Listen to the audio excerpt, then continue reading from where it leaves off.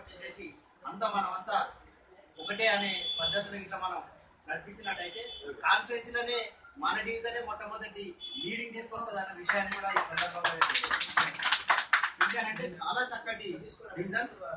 మరి ఆ డివిజన్ ఏకాభిప్రాయంగా ఎలాంటి సమస్యలు లేకుండా మరి చక్కగా డిక్లేర్ చేయడం, మరి ముందుగా ఒక ముళ్ళ కిరీటాన్ని తీసుకొచ్చేసేసి మన సమస్యలో మరి తన పైన కూడా పెట్టడం జరిగింది.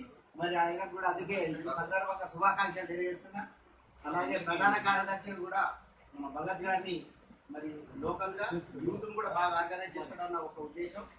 ఏదైనా సమస్యలు కూడా ఖచ్చితంగా అధ్యక్షుడు చెప్తే 10 నిమిషాలలో అక్కడ పోతాడు. లోకల్ గా కూడా కొంచెం ఏదైనా డామినేషన్ చేసి అక్కడ మన వాళ్ళకి ఏదైనా ప్రాబ్లం అయితే కూడా అక్కడ నిలబడతాడన్న ఉద్దేశంతో కూడా ప్రధాన కార్యదర్శిని భగత్ని పెట్టాం. మరి ఆయన కూడా శుభాకాంక్షలు తెలియజేస్తున్నారు. అలాగే తెలుగు యువత విషయాన్ని పెట్టాలన్న ఉద్దేశంతో శ్రవణ్ ను మరి ప్రెసిడెంట్ సెక్రటరీ కాదు, డివిజన్ లో ఒక అలజడి సృష్టించాలంటే నువ్వే యూతే అలజడి సృష్టించాలి. కాబట్టి మీ అధ్యక్ష ప్రధాన కార్యదర్శి ఎప్పుడు చెప్పినా 10 నుంచి 20 మంది యూత్ తీసుకొని పోయి ఆ కార్యక్రమాన్ని సక్సెస్ చేసే బాధ్యతను ఇక్కడ ఉన్న వాళ్ళందరూ కలిసి మీ భుజాల మీద పెట్టారు. కాబట్టి తమ్ముడు ఎప్పుడైనా సరే చాలా ముందుగా యాక్టివ్ గా పనిచేసినట్టయితే రాబోయే రోజుల్లో మేము చాలా మీటింగ్లలో చూస్తున్నాం. తండ్రికి పోయించాం. మొన్న కూడా రాజేంద్ర నగర్ లో ఈ డాక్టర్స్ కి సంబంధించి వెటనరీ డాక్టర్లకు సంబంధించిన మీటింగ్ లో కూడా మేము అక్కడ చూసాం. అసలు కింద ఒక విప్లవంగా తయారైంది టీఆర్ఎస్ మీద. అది ఏ రోజు పగులుతుంది అనేది సమయం ఉన్నది. ఆ సమయంలో పగిలినాక ఈ రోజు అందరూ అనుకుంటున్నారు టీఆర్ఎస్ ఇట్లా ఉన్నదని.